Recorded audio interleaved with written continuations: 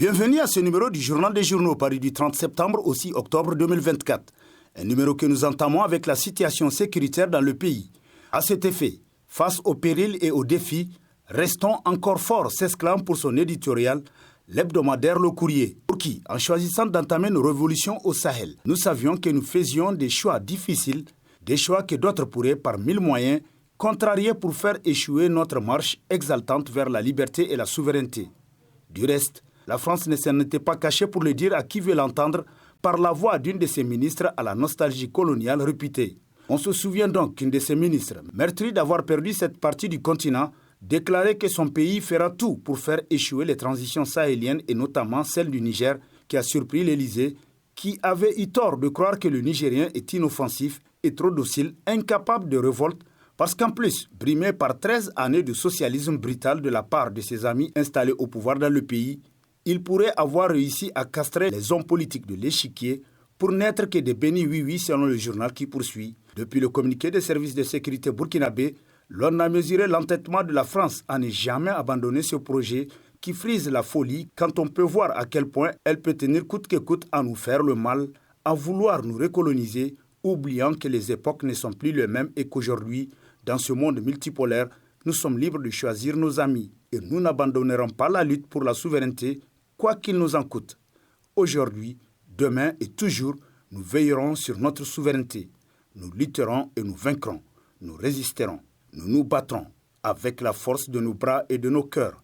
Restons encore forts, peuple digne du Sahel, conclut Le Courrier. Affaire Bazoum Mohamed, les choses ne semblent pas s'arranger, titre entre autres à sa une Niger Inter Hebdo, qui nous apprend qu'il y a quelques jours encore, suite à une attaque terroriste, repoussée par les militaires nigériens, des éléments terroristes ont été faits prisonniers et les interrogatoires menés sur certains ont permis aux autorités de Niamey de remonter à un projet de déstabilisation qui viserait le Niger. C'est là en relation avec un responsable de l'ancien régime déchu, l'ancien ministre d'État Rissa Agboula, conseiller à la sécurité du président renversé Bazoum Mohamed, ancien chef de front rebelle.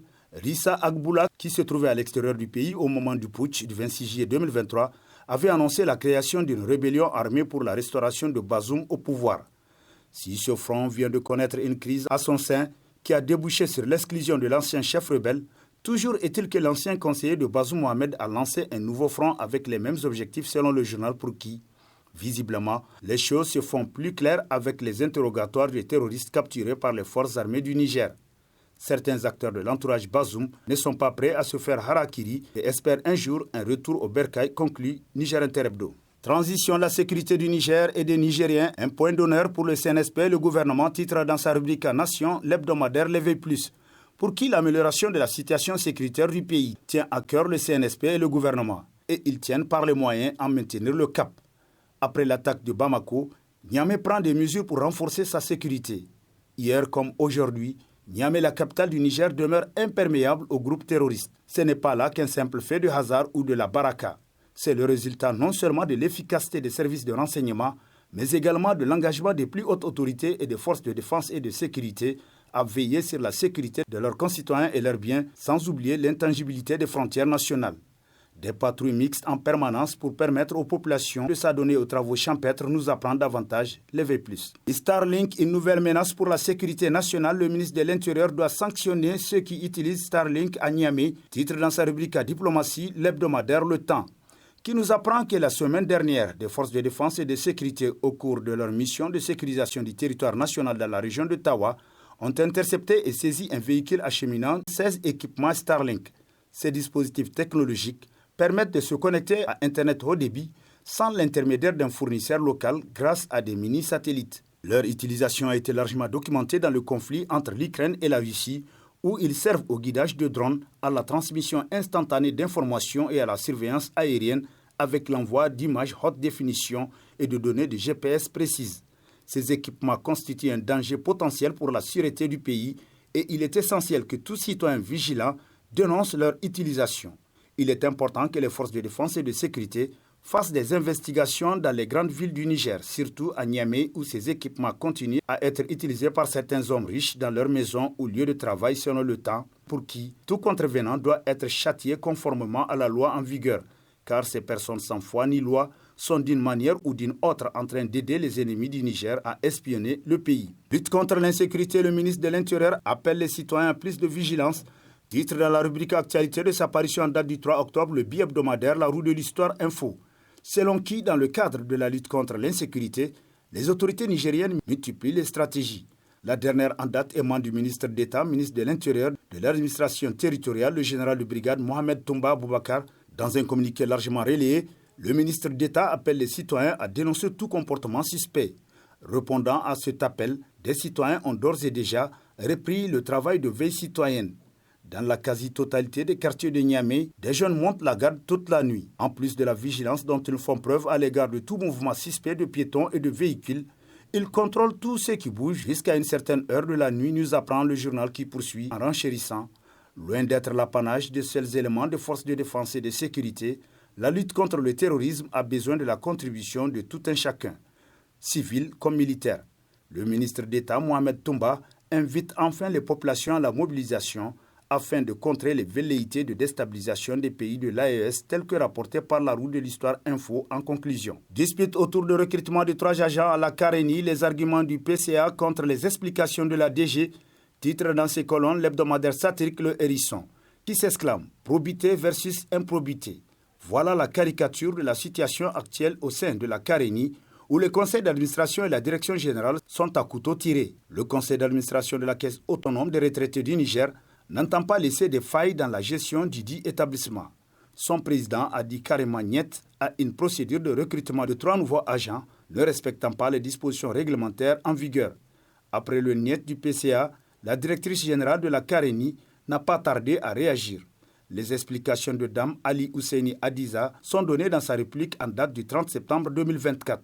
Dans celle-ci, elle a essayé de démonter l'argumentaire de Moussa Atta Ousmane. D'après le satirique qui poursuit, les vacances des postes en question ont bel et bien été publiées à l'Agence nigérienne de la promotion de l'emploi ANPE conformément à la réglementation en vigueur et au-delà dans le Sahel et sur le site Niger Emploi Avance-t-elle. Ce n'est pas la première fois que la directrice générale actuelle de la Carénie fait l'objet de critiques dans sa gestion selon le journal qui renchérit. Dans le traitement du dossier de pension de retraités, sa gestion a été accablée à tort ou à raison d'énormes irrégularités. On a parlé de doublons dans le fichier des pensions, tout ce qui a entraîné des retards énormes dans le paiement des retraités et donné lieu à des grincements de dents chez ces pauvres fatigués de la fonction publique, conclut le Hérisson. Orabank Niger, un partenaire à votre écoute ou un partenaire dont il faut se méfier? S'interroge l'hebdomadaire satirique Le Canard en furie, qui nous apprend que Orabank est présente au Niger après le rachat de la Banque régionale de solidarité BRS, où elle venait s'insérer dans la chaîne de banques commerciales du pays. Orabank s'est donné le slogan flatteur et pompeux peut-être un partenaire à votre écoute. Aujourd'hui, après 10 ans de présence au Niger, de l'avis des spécialistes de la question, Orabank ne semble pas avoir véritablement répondu aux grandes attentes de la clientèle nigérienne. Pire, ces derniers temps, bon nombre de clients d'Orabank se disent victimes d'extorsion de fonds sur leur compte alors qu'ils n'ont pas contracté de prêts pouvant justifier de tels prélèvements tels que rapportés par le Canard en furie. Entre honneurs internationaux et polémiques locales, Issoufou Mahamadou intouchable malgré les critiques, titre à la une de sa parution en date du 3 octobre le quotidien privé L'Enquêteur, qui constate que depuis maintenant plus d'une décennie, nos compatriotes les plus véhéments crient au loup, cherchant à pousser les autorités en place à passer outre, quitte à fouler du pied la loi fondamentale. Il s'égosille à en perdre haleine, à étaler sur la place publique toutes les libertés et distorsions dans la gouvernance que Issoufou Mahamadou, l'ex-président de la République, s'est permis. En tant que président du panel indépendant de haut niveau, le prédécesseur de Mohamed Bazoum à la magistrature suprême du Niger a été reçu avec tous les honneurs par le président sénégalais Bassirou Diomaye Faye. À Dakar, nous apprend le quotidien pour qui, de facto, que l'on ait ou pas des atomes crochus avec ce vieux routier de la politique dans notre pays, il va falloir s'y faire, c'est ainsi. Duralex, Sedlex, conclut L'Enquêteur. Dosso, le ministre de l'Agriculture et de l'Élevage en mission de préévaluation de la campagne agricole 2024, améliorer les conditions de vie des agriculteurs et garantir une sécurité alimentaire durable, titre dans sa rubrique à la une l'hebdomadaire Niger Times, qui nous apprend qu'instruit par le président du Conseil national pour la sauvegarde de la patrie, chef de l'État du Niger, le général Abdourahmane Tchani, le ministre Ousmane El-Hajj Mahaman a décidé donc de faire une analyse de la situation des cultures et des conditions de production dans plusieurs régions du pays. Après avoir visité les zones de Niamey et Tillabéri, La délégation ministérielle a été accueillie à Dosso dans la nuit du 24 septembre 2024. L'objectif principal de cette mission est de recueillir des informations essentielles sur l'état des cultures et les défis rencontrés par les agriculteurs locaux en vue de mettre en place des mesures d'accompagnement pour optimiser la production agricole cette saison. Mieux encore, il s'est agi pour la délégation de sensibiliser ces communautés locales à se lancer dans l'irrigation, surtout qu'à la suite des inondations, une grande disponibilité en eau permet de réussir cette activité. Les résultats de cette mission de préévaluation seront cruciaux pour orienter les politiques agricoles et la planification des interventions nécessaires pour soutenir les agriculteurs pendant la saison sèche, conclut Niger Times. Et sur ce prend fin le présent numéro de la revue de presse. Prochain rendez-vous, plaise à Dieu dans une semaine, avec toujours la même passion de vous servir. Bonne lecture et au revoir.